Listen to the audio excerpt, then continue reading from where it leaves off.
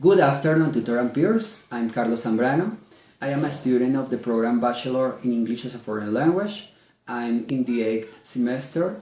I belong to Seat Arbeláez Fusagasugá. I live in Cibate, and in this moment I'm going to present to you the first activity of the course Language, Forms and Functions, and the task 1, that is about reflecting on linguistics and parts of the speech. According with that information, I have to answer some questions. The first question was, how do you compare the quotation from Wallace Chafe at the beginning of the chapter with the purpose of linguistics?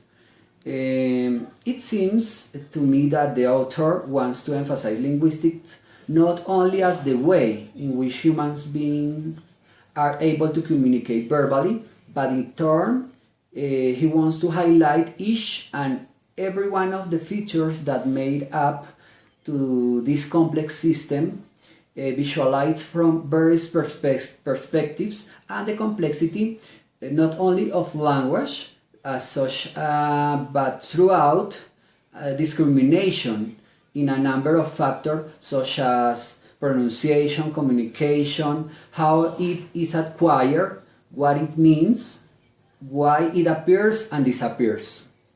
The second question was, why do you think some people approach the study of linguistics with apprehensiveness, and if it was my case? According with that question, I think that people who study linguistics are lovers of language, and all those aspects that make it up, we study it with apprehension, because we are not only interested in learning the language or that language, also we want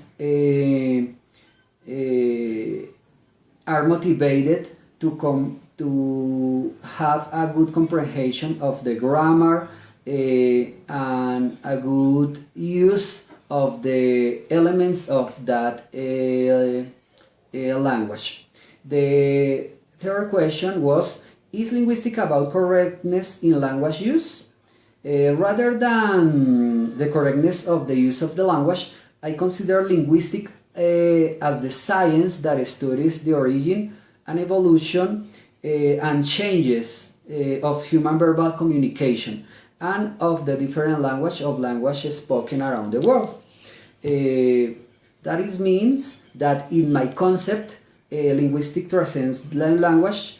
And the final and the last question was, what are the names of the readers, contributors to linguistic field? I can know to Noam Chomsky, the revolutionary of the language, to Ferdinand Saussure, the father of the semantics, and maybe to Leonard Bloomfield, the scientific of the language. Thank you, and see you on the next opportunity.